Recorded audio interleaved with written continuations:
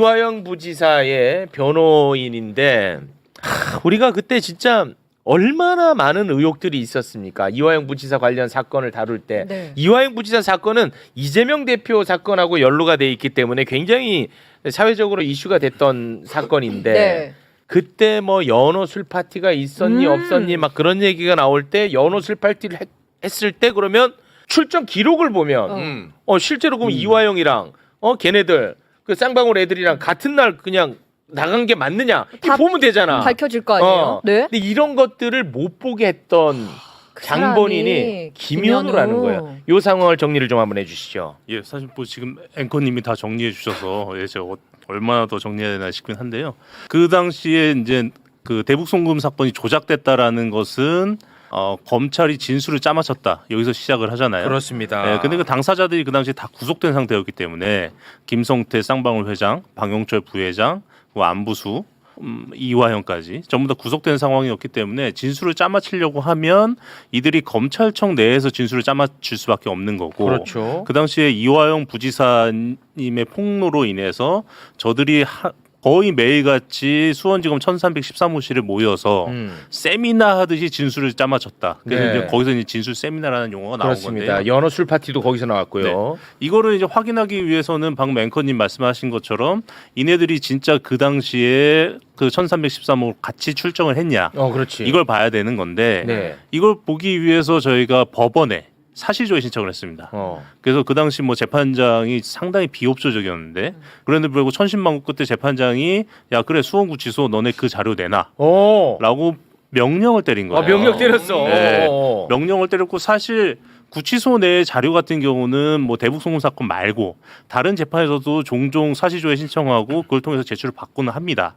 근데 유독 이 재판에서만 사실 저희는 그때 그 재판장이 사실조회 신청을 인용하고 나서 이 자료 나오면 재판 끝났다라고까지 생각을 했었는데 네. 사실조회가 인정이 됐고 그게 구치소에 송달이 됐는데 네. 구치소에서 제출을 거부했습니다. 와. 그러니까 법원이 명령을 했는데 어떻게 법원 거절을 해요? 명령을 아예 거부해 버린 거고 더 황당한 거는 똑같은 자료를 검찰에는 제출을 했어요. 와. 진짜 이거 정말. 정말. 검찰에 제출한 건 아무런 근거 규정도 없이 제출했습니다. 네. 그 당시에 수원구치소장, 그러니까 김현우 소장이 수원지검에 제출한 자료들이 상당히 많이 있는데 그 자료 중에는 출정일지, 호송일지 그리고 일반인 접견할 때는 녹음을 합니다. 이 녹음 자료 이런 거 다 실시간으로 제출을 했는데 녹음 자료 같은 경우는 뭐 관련 규칙에 나와 있어요. 공소 유지나 수사를 위해 필요할 경우에는 뭐 제출할 수 있다 이렇게 네. 돼 있는데 호송일지 뭐 출정일지 이런 부분은 관련 규정도 없습니다. 규정도 없는 자료를 검찰한테 다 제출하고 와. 우리가 검찰이 갖고 있는 거 알고서는 우리한테도 줘라라고 해서 법원이 명령을 때렸는데 네. 그럼에도 불구하고 그거를 끝까지 안 줬고 와, 이거 뭐 문제가 있는 거야. 뭐가 있어. 우리가 모르는 연결고리가 있다니까. 네. 진짜. 그래서 그 당시 1심에서 사실 못 받았습니다. 못 받아가지고 와. 지금 뭐 기억이 나시는 분은 나시겠지만 1심 말미에 이화영 부지사가 진술쌤이나 연호 술파티 의혹을 강력하게 제기를 했고 네. 이게 뭐 재판의 핵심 이슈로 부각됐었는데 그랬습니다. 결국은 입증할 수 있는 자료가 전혀 없어서 네. 1심에서는 이게 전혀 이슈가 안 되고 1심이 넘어가 버렸죠. 네. 그러고 나서 이제 항소심 가서 이 자료를 겨우 입수를 했는데 그때 입수한 것도 구치소에서 제출한 게 아니라 저희가 이제 전략을 바꿔서 구치소는 뭐 안 준다고 끝까지 버티니까 예.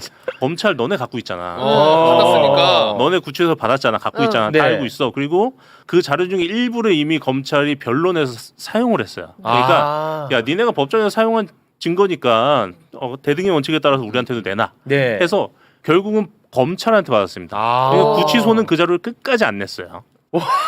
이거 진짜 아니 김현우가 이번에 봐봐 체포 집행할 때 아주 기백 없는 행동을 많이 했잖아요. 네. 나는 힘이 없어요. 법적인 뭐 그런 게 없어요. 아주 정말 아무것도 나몰라라 했던 애인데 이때는 엄청 기백이 있어요. 완전 주도적이네. 이거를 생각해 보면요. 이 뭐 있다. 검찰한테 줬다라고 생각하시지 말고 지금은요. 검찰이 이화영 부지사를 기소했던 상황에서의 검찰의 입장이 아니라 의심을 받고 있는 사실상 피의자인 거거든요.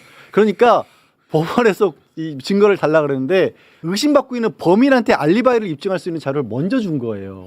사실 그렇게 봐야 되는 거예요. 통상의 경우에 검찰에게 자료를 준 거하고 상황이 완전히 다른 다르잖아요. 건이지. 전혀 다른 건이야. 그래서 사실은 저는 그렇지. 그때 당시에 막 이거 좀 연어를 먹었느니 술을 마셨느니 이게 중요한 게 아니거든요. 네. 우리가 피의자들 그렇게 진술 세미나 했던 사례가 정확하게 비슷한 사례가 한명숙 전 총리 때 이런 일이 있었어요. 그때도 위야무야가지고 다 넘어갔는데 이번엔 밝혀지리라고 빌었고 그때 김광민 변호사님 계속해서 활동하는 것도 언론에서 많이 알려주고 해서 이렇게까지 세상이 관심을 가지고 들여다보고 있는데 이게 안 넘어가? 너무 황당했던 거죠. 그때도. 그래서 보면은 이 김현우라는 사람을 누군지는 모르겠지만 위에 아주 큰 분이 이재명을 구속시키는 도구로 한번 활용하고 나중에는 윤석열 특혜주는 도구로 활용했던 것 아닌가 의심 안 할 수가 없다는 말이죠. 그렇죠. 김현우가 사실은 한 일이 여기서 끝나지가 않습니다. 그러니까 있어? 자료 제출을 안 하니까 이제 민주당 의원들이 그 관련 대책위 의원들이 수원 구치소에 몰려갑니다. 몰려가서 자료 제출 왜 안 하냐 내놔라 이것도 항의도 하고 네. 이완영 부지사도 만나가지고 관련 정황에 대해 얘기를 들으려고 그 한 7분 정도가 수원 구치소에 가요. 네. 근데 그 국회의원들이 움직일 때 당연히 사전 협의를 하고 가거든요. 네. 예, 협의를 하고 갔는데 수원구치소 정문에서 막힙니다. 협의하고 갔는데? 당연히 협의하고 가죠. 와, 그러니까 이제 뭐 구치소. 이화영을 만나게 해주겠다 이 정도까지 협의는 아니겠지만 네. 우리가 이러이러한 이슈로 수원구치소 가겠다라고 통지는 하고 가죠. 네. 통지하고 갔는데 그 구치소 정문에서 막혀가지고 막혔어요? 예, 자료 왜 안 내놓느냐 여기서도 못 만나겠다 이것도 거부. 그래서 그 당시 국회의원 7명이 갔고 제가 좀 말씀드리고 싶은 거는 김현우라는 사람이 그 당시에 수원지검과 소통했다고 저는 봐요. 수원지검과 소통을 했고 사실상 수원지검 검사들의 뭐 지위까지는 아니더라도 그네들의 어떠한 요구사항을 철저하게 들어준 상황으로 보이는데 그때 수원구치소에 찾아간 한 7명 정도의 그 민주당 의원 중에 네. 전직 검사장급이 3명이나 있었습니다. 와. 그럼에도 불구하고 수원지검과 손을 잡고 이들 완전 배척을 했죠. 와. 이거는 왜 이거는 변호사님이 굉장히 중요한 포인트야. 왜 그 수원지검하고 뭔가 연결돼 있다라고 의혹을 제기하실 수 있냐면요. 사실 평상시에 구치소는 검사들이 이 관리를 하거든요. 그래서 어지간해서는 검사 출신이 가서 뭐라 그러는데 거부를 못 합니다. 근데도 검사장 출신들이 갔는데 거부했다는 얘기는 현역 검사들이 뒤를 봐주고 있다라고 생각할 수밖에 없는 그렇죠. 그런 상황인 네. 거예요. 그리고 이화영 부지사는 대북 송금이 이재명하고 관련이 없다라는 말을 이제 하고 싶은 그런 시기였던 거야. 그러니까 맞습니다. 철저하게 그렇게 차단을 시켰던 거야. 근데 구치소장이 뭔데 그걸 왜 차단해? 그러네. 차단할 이유가 없어 얘는. 그리고 이번에 서울구치소 갔을 때도 비슷한 일 벌어졌잖아요. 2차 갔을 때. 국회의원들 40분씩 네, 복도에 맞습니다. 세워놨잖아요. 예. 똑같은 짓 한 거예요. 뭐 있다니까 이거. 그리고 이제 이게 김현우 일은 아닌데 이제 김현우 바로 전임자 때입니다. 전임자 때 그 이홍현이라는 구치소장이 있었는데 이분은 어떤 일을 했냐면 그 이재명 당시 대표의 영장실질심사 서울중앙지법에서 네. 영장실질심사 하는 날 네. 공교롭게도 수원에서는 이화영의 대북송금 재판을 했습니다. 재판을 했는데 그날 뭐 하여튼 그 여러 가지 사연이 많았어요. 네. 좀 일찍 됐으면 좋았는데 이게 좀 시간이 늦어지는 바람에 제가 전날 부지사님은 이제 수원구치소에 접견을 했고 네. 그때 그 수원구치소 부지사님 저한테 뭐라고 얘기를 했냐면 네. 야 지금 이재명 대표의 영장 청구 사유 중에 최소한 대북 송금 관련된 사건은 모두가 날조다. 여기에 대해서 내가 입장을 밝히겠다라고 해서 그날 이제 너 아직 편지가 준비가 안 돼 있으니까 그래서 제가 지금 이 자리에 그냥 써주시라 네. 했는데 이분이 문구 하나하나에 너무 민감하신 거예요. 그래서 제가 오늘 들어가서 좀 쓰고 좀 자세히 쓰고 내일 법정에 출두하면 10시에 재판 시작이니까 네. 출두하면 법정에 내가 널 주겠다. 주면 네가 점심시간 때쯤 서울중앙지법에 있는 이재명 변호인단한테 보내라. 그러면 영장실질심사에서 이걸 활용하면 이재명의 구속은 반드시 막을 수 있다. 이렇게 얘기가 된 거예요. 야, 이거 재밌다.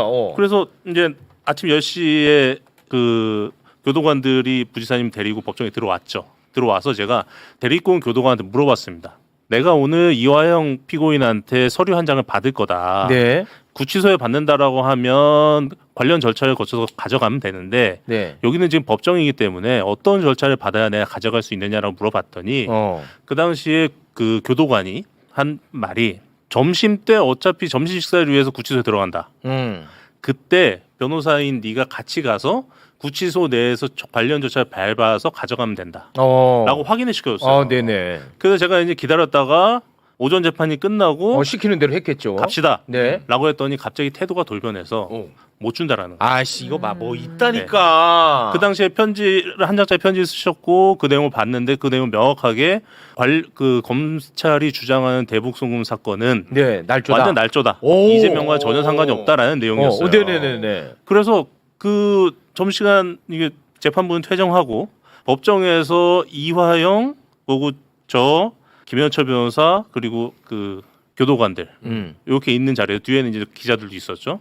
그래서 싸움이 났습니다. 정말 고성을 치고 싸웠어요. 고성을 치고 싸우면서 가져가겠다, 못 가져간다. 그럼 사진 찍겠다, 사진도 안 된다. 와, 그러면 놓고 내가 베끼겠다, 베끼는 것도 안 된다. 와. 이렇게까지 돼서 제가 나중에는 사실은 제가 그 편지를 가지고 그냥 가버리면 네. 교도관이 저를 제재할 수는 없거든요. 예, 법정에서 있기 때문에 교도관이 제재할 수 없어서 제가 그냥 들고 나가려고 했습니다. 네. 들고 나가려고 했더니 교도관 중에 한 명이 그 편지를 뺏어가지고 도망갔어요. 뭐야 이게 말이 돼? 그래서 결국은 그 편지가 그 이재명 재판부에 못 들어갔고 와. 그나마 좀 다행인 거는 이게 그 자리에서 워낙 그 소동이 크게 벌어져 버리니까 네.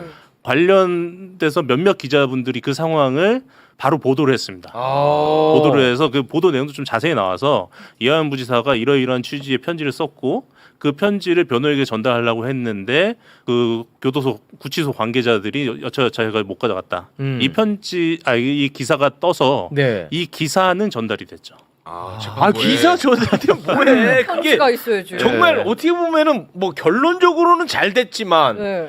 자칫하면은 이재명 대표가 구속되는 기로에 있었던 상황이거든. 기억하시지만 휠체어를 타고 영장실질 심사를 받으러 가셨었고 정치적으로 그러니까 정치적인 재판 과정에서 가장 큰 위기 상황이었죠. 그렇죠. 예. 이후에 뭐 건강제나 이런 부분을 떠났어. 근데 핵심적인 얘기거든요. 와, 왜냐면 이거 핵심인데. 증인의 증언이 검찰이 제출한 서류를 뒤집는 거였고 영장실질 심사는 서류로만 하는 거니까.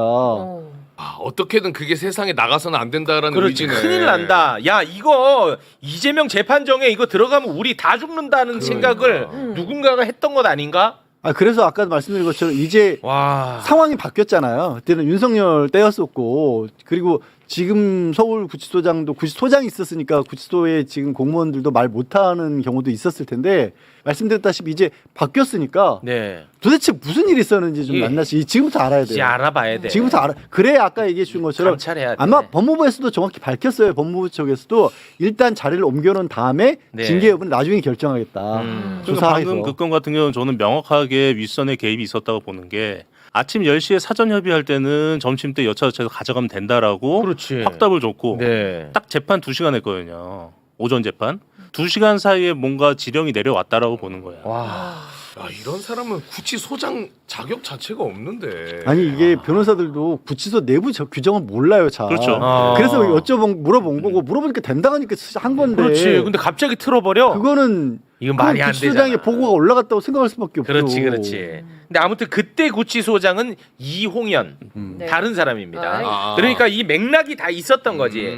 나중에 김현우를 2024년 1월에 그 부임시켰나요? 네네. 최상목이. 예. 근데 아니 2024년 1월. 24년 1월. 1월에 이제 부임했을 때 얘를 수원구치소에 소장으로 앉힐 때는 나름의 또 생각이 뭐가 있겠지. 그 같은 선상에서 네, 특히 같은 역할을 하라고 넣겠지. 구치소장부터가 이제 고위공직자단인데 네. 그러니까 예전으로 따지면 이제 1, 2, 3급 때는 그러니까 그때 김현우는 승진해서 글로 간 자리입니다.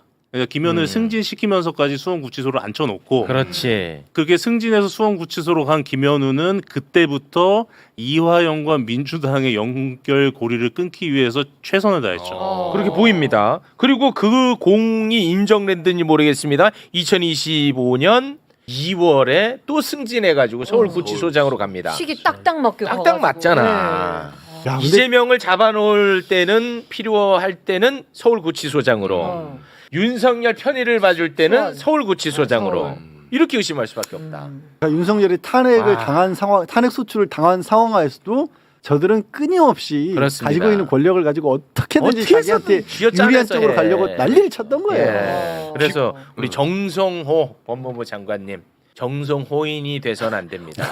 정성호랑이가 호랑이. 되어주시기 바라겠습니다. 네. 꼭 좀 부탁드리겠습니다. 아, 이거 굉장히 중요한 포인트라 저희가 한번 다뤄봤습니다. 오늘은 여기서 인사를 나누겠습니다. 네, 감사합니다. 아, 너무 오늘 역할 기가 막혔습니다. 네. 김광민 변호사님 대단히 고맙습니다. 고맙습니다.